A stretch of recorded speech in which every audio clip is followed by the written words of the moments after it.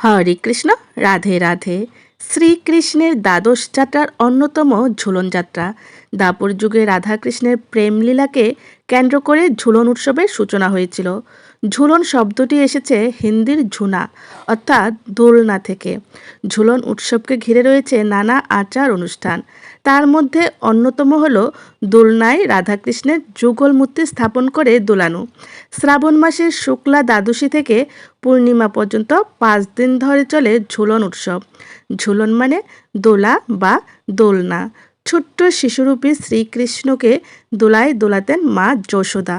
পরে গোকুল বৃন্দাবনেও গরু চড়াতে গিয়ে দোলনায় দুলে দুলে গোপিনীদের উত্ত্যক্ত করতেন তিনি।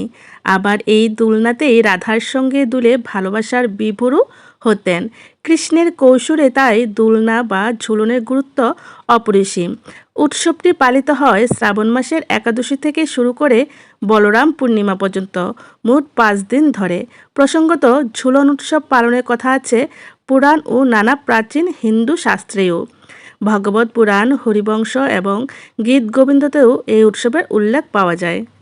শ্রাবণ মাসের বৃষ্টিমুখর ঠান্ডা পরিবেশে দোলনায় শ্রীকৃষ্ণকে দুলিয়ে উৎসব পালন করেন বৈষ্ণবরা। ভারতের অন্যতম জনপ্রিয় কৃষ্ণ শাস্ত্র হরিভক্তিবিলাস এই উৎসবের পুঙ্খানুপুঙ্খ বিবরণ দেওয়া আছে। ভারতবর্ষের বহুবিধ রীতিনীতি, আচার, সংস্কার এবং পূজার্চনার মধ্যে প্রতি বছর আনন্দের মুহূর্ত সঞ্চার করে রাধাকৃষ্ণের ঝুলন পূর্ণিমা। বৃন্দাবনের কুঞ্জবনে সুখীদের মাঝে সেই কোনো প্রাচীন সময়ে রাধা আর কৃষ্ণ, দুই ঐশী নরনারী পরস্পরের প্রেমাস্পদ হয়ে এই ঝুলনে মেতেছিলেন। আজও সেই রীতি সামনে বয়ে চলেছে প্রতিটি হিন্দু ও বৈষ্ণবের মননে।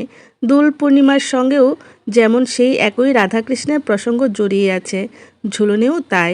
পশ্চিমবঙ্গের নবদ্বীপ, শান্তিপুর, মায়াপুর এবং পশ্চিমবঙ্গের বাইরে মথুরা, বৃন্দাবন ইত্যাদি স্থানে আজও মহা সমারোহে শ্রাবণী পূর্ণিমায় ঝুলন উৎসব পালিত হয়ে থাকে।